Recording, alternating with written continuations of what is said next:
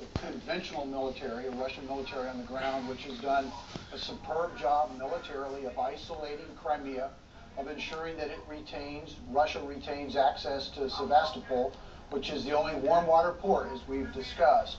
And it has national security implications and certainly has incredible trade implications for Russia.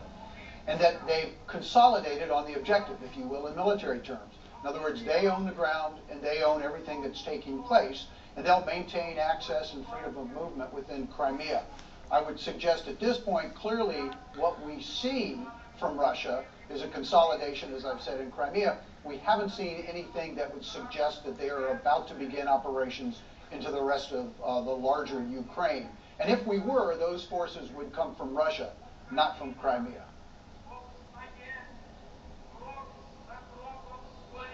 And that would, as you said, those forces would have to come from Russia. That's not a situation where the forces could come from Crimea, basically because of the geography.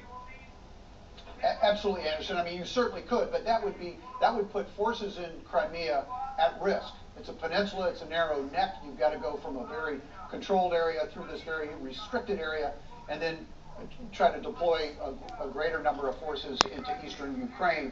That's unlikely. Militarily, that's not likely. And what you'd see is the formation. What we might be able to pick up is if Putin is intent on doing something in the larger Ukraine. I suggest he's not. He's achieved what he wants. But we have to be vigilant.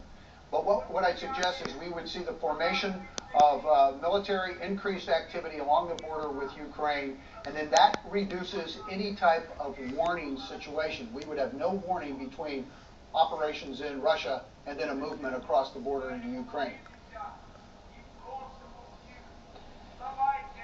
And very briefly, in terms of Ukraine military capabilities, can you describe what they are? Because I mean, I was out today in the square talking to people, and I had 65, 70-year-old men come up to me talking about how they were wanting to volunteer to fight.